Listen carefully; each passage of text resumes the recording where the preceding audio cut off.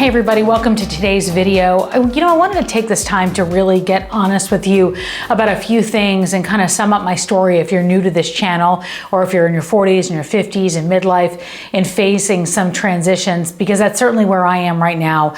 My transition started in my early 40s when I went through my divorce, and they're still going on right now because I think we all have them, whatever stage of life we're in. Anyway, if you're new here, be sure and subscribe. I love to have you. I'd love to hear any of your comments. If something resonates with you or you relate to it, let me know, because I do scroll through those comments and I do answer every one of them because I think it's important to keep this conversation going. So I turned 40 and I knew I was really struggling in my marriage and my relationship. And I wound up getting divorced in 2012, which was really difficult for me. First, difficult to admit the failure of my relationship, and really difficult because we also had a business together. We had a matchmaking business of all things. So it was at the time not only heartbreaking, but it was embarrassing and it was difficult, and I didn't know how I was going to get through that. And I wound up years later writing a book called The New Single.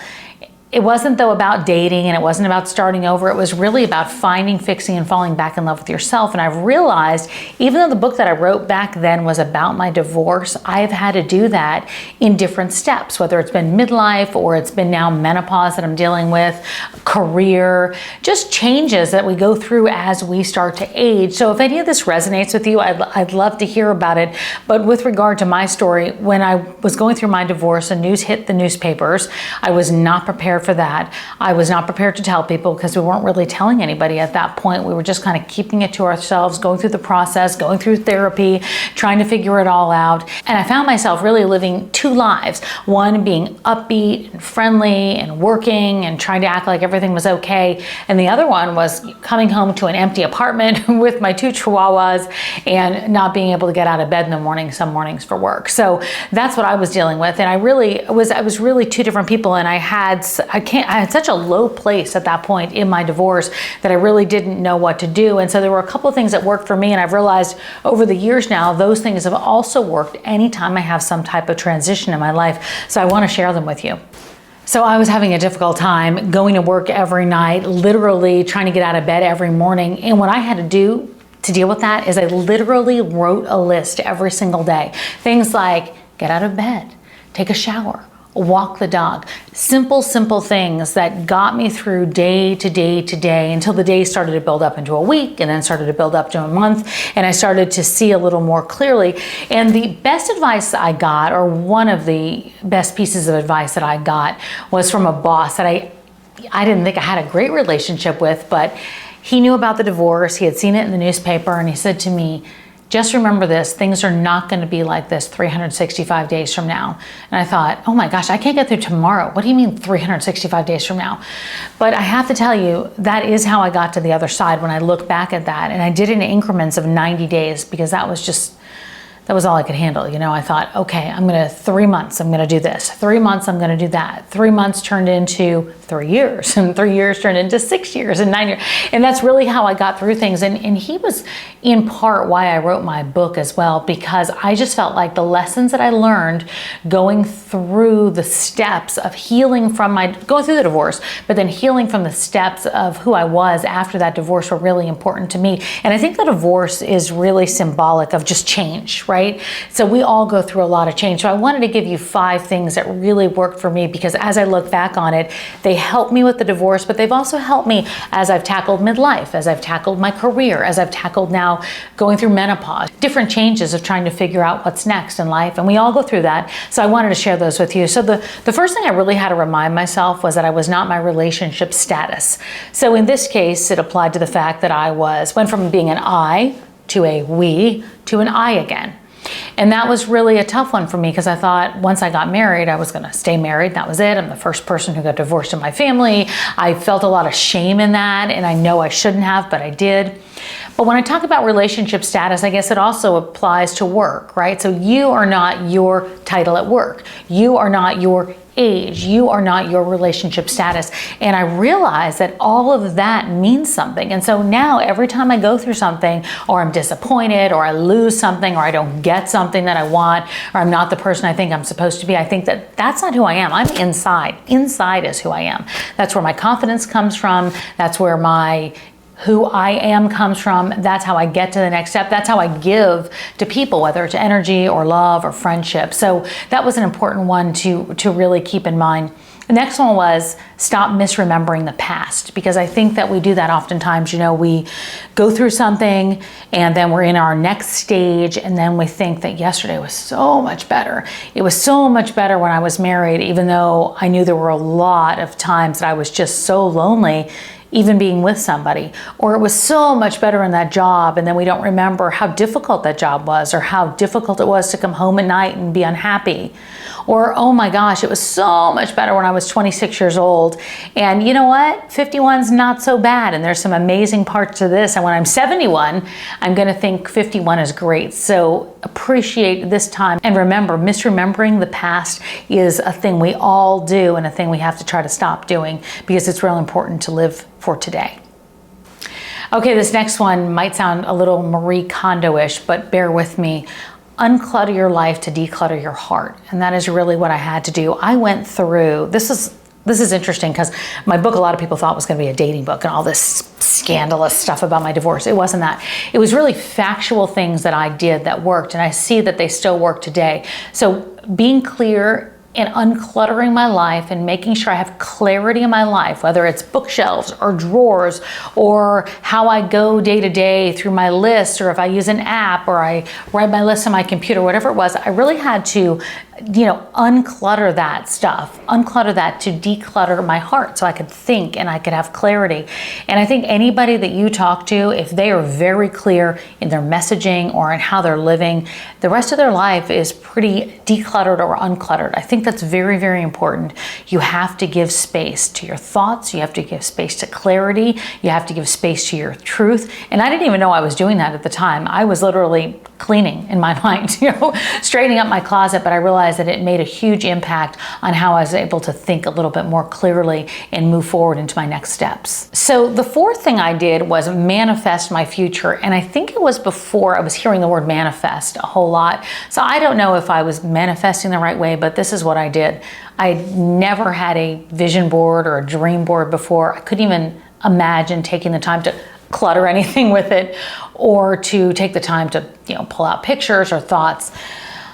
But then after my divorce, I had time to do that. And so I put together a vision board or a dream board, or what I wanted my future to look like. That's what I called it, because I felt like that was a little less, it was a little more me to say, this is what I want my future to look like.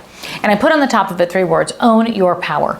And I wasn't exactly sure what they meant, but I knew that it meant that I had to take control of my life, wherever that change was. And the change was obviously in my relationship at the time, but now I realize that my change comes in different forms, whether it's a job, whether it is a relationship, whether it's how I feel about myself, whether it's midlife.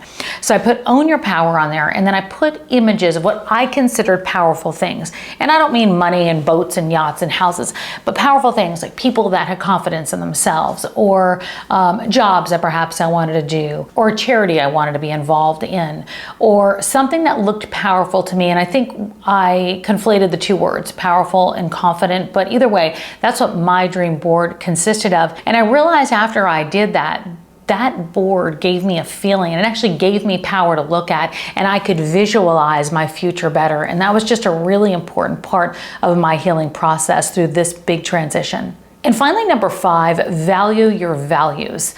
At that point, I wasn't really sure who I was. And, we say I know my values, but I think oftentimes when we're in different relationships or different jobs or in different points in our lives, we kind of, we fluctuate in what our thought process is. And I really had to get back to what was important to me, what my values were, what I was willing to accept, what I wanted my life to look like, who I wanted to be with, who my 5 people were going to be. So it was really important that I understood my value system. And I think going forward too, I found that to be extremely important as I keep going through midlife, because I want to make sure that I stay true to who I am and not change what's important to me just because it's important to somebody else. So that's maybe that's the most important one really of all, is value your values.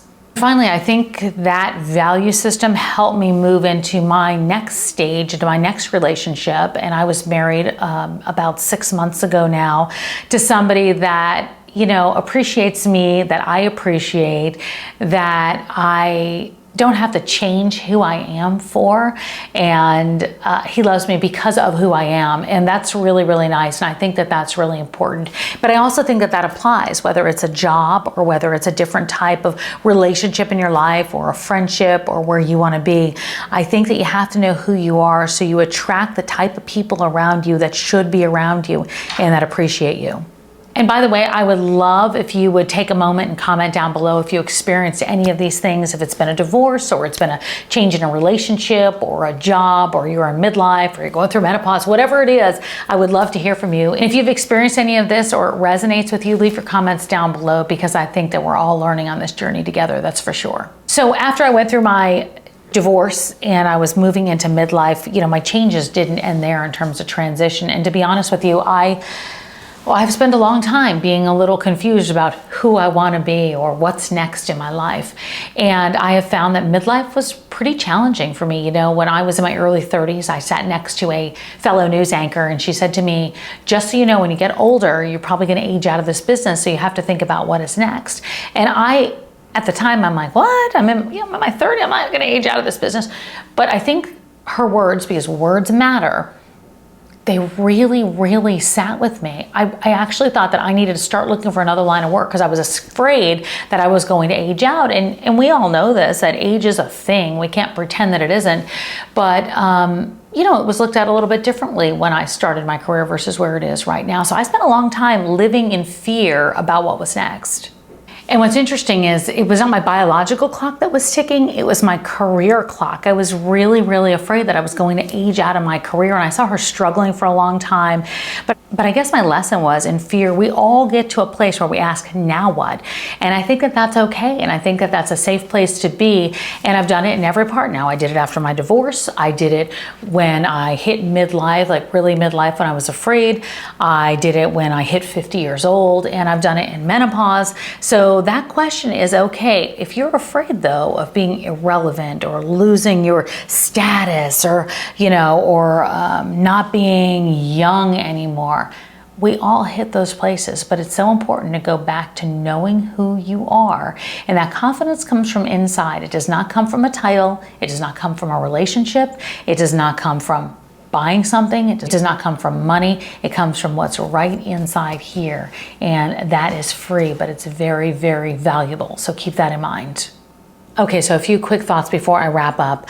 First of all, I found 3 things that were a problem for me of something that I was doing. First of all, I kept jumping to conclusions about what couldn't happen, right? I'd write the script before the story had even started. I think it's really, really important to live in that moment, to be there, to be grounded, to focus on the facts, not focus on what you think could possibly happen, because a lot of times those outcomes, they never actually happen. Number 2, don't make decisions based on fear. It is the worst thing that you can do. I've done it. I'm sure you've done it. We've all done it before. But if you can make decisions based on what is right in front of you, that is the most important. Stop measuring yourself against other people. That's number 3. It is so important to make sure you know who you are. It is extremely difficult. We all have the scrolling thing at midnight, especially if you're, I don't know, going through menopause or in midlife and you can't sleep. I scroll a whole lot, but comparing yourself to somebody else will literally get you nowhere. You will just keep scrolling through the rest of your life and you'll never move forward. Those are 3 things I found that have really worked for me to keep top of mind. I hope they've helped you. If you have any thoughts about this or you have any comments, let me know what's working for you, because I'm really interested in that. I want to make sure this is a place that we all share our stories together. And by the way, if you're in midlife and you're feeling stuck and not sure what to do, I'd love to help you out. You can download my free Unlock Your Bold guide. It has 5 steps to activate your inner bold so you can achieve your next chapter. And if you like this video, let me know. Leave your comments down below, and I'll see you next time. Have a great day.